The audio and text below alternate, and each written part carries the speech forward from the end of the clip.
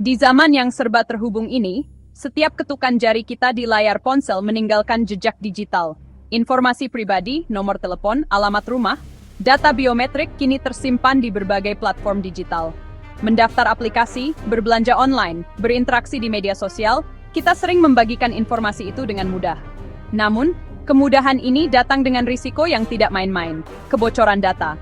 Ancaman ini nyata dan mengintai siapa saja. Mahasiswa, pekerja, masyarakat umum.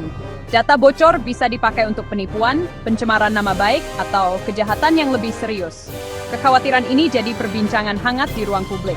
Karena itu, melindungi privasi bukan pilihan. Ini keharusan mendesak. Kita saat ini hidup di gerbang era 5.0, sebuah konsep masyarakat yang berpusat pada manusia dan berbasis teknologi. Di era ini, kecerdasan buatan Internet of Things, Big Data tidak lagi menjadi fiksi ilmiah, melainkan realitas sehari-hari yang terintegrasi dalam kehidupan kita. Semua dirancang untuk mempermudah hidup, meningkatkan kualitas layanan publik, dan mendorong efisiensi. Dari sistem transportasi pintar, hingga layanan kesehatan jarak jauh, teknologi menawarkan solusi atas berbagai tantangan sosial. Namun, di balik kemudahan itu tersembunyi sebuah paradoks. Semakin terhubung, semakin besar potensi kerentanan data pribadi. Era 5.0 menuntut lompatan, bukan hanya teknologi, tetapi juga cara kita berpikir dan bertindak sebagai warga. Disinilah peran literasi kewarganegaraan digital. Ini adalah seperangkat kemampuan untuk berpartisipasi secara aktif, kritis, dan bertanggung jawab dalam masyarakat digital. Literasi ini fondasi baru membangun bangsa. Tugas kolektif pemerintah, pendidikan, dan masyarakat sipil. Warga yang melek digital menjaga demokrasi, kebersamaan, dan kedaulatan data.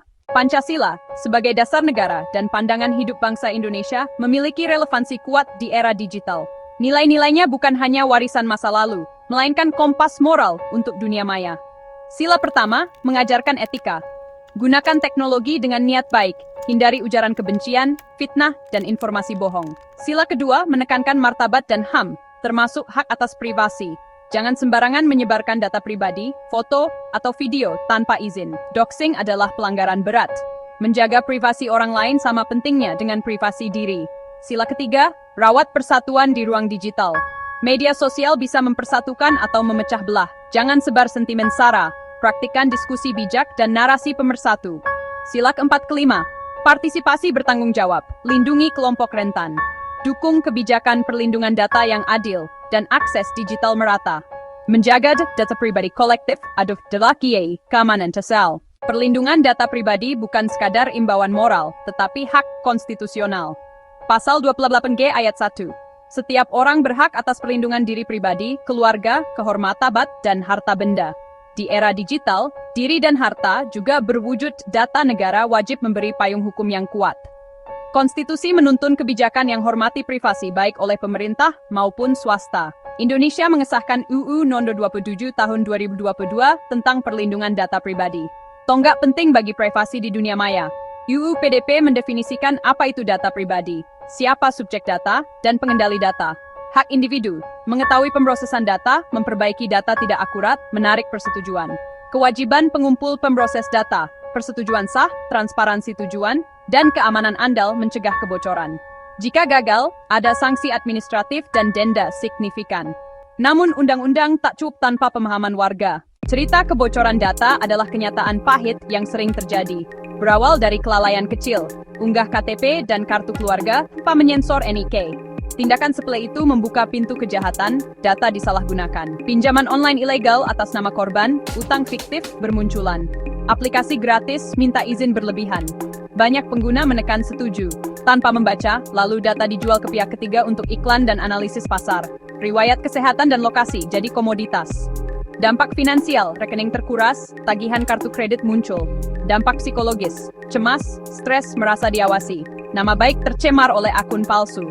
Skala luas, data pemilih bocor, disinformasi tertarget, kepercayaan publik terkikis. Kelalaian kecil berujung petaka besar, merugikan individu dan merusak tatanan sosial. Menjaga data pribadi adalah kebiasaan sehari-hari, bukan ilmu roket. Bersikap skeptis terhadap setiap permintaan data. Baca izin akses sebelum install aplikasi. Aplikasi center tak butuh akses kontak atau mikrofon. Tolak izin yang tidak relevan. Ini garis pertahanan pertama Anda. Jadilah penjaga gerbang data Anda. Gunakan kata sandi kuat dan berbeda tiap akun. Huruf besar, huruf kecil, angka, simbol. Hindari kata sandi mudah ditebak. Aktifkan autentikasi 2 faktor pada email, media sosial, perbankan. Berhati-hati sebelum membagikan. Samarkan bagian sensitif seperti nomor KK, tanda tangan. Batasi info profil. Ingat, konten di internet sulit dihapus. Jangan klik tautan mencurigakan, verifikasi sebelum berbagi. Pelajari dan sesuaikan pengaturan privasi. Jika jadi korban, laporkan ke platform dan otoritas. Privasiku adalah tanggung jawabku. Dengan langkah praktis ini, kita lindungi diri dan ekosistem digital untuk semua.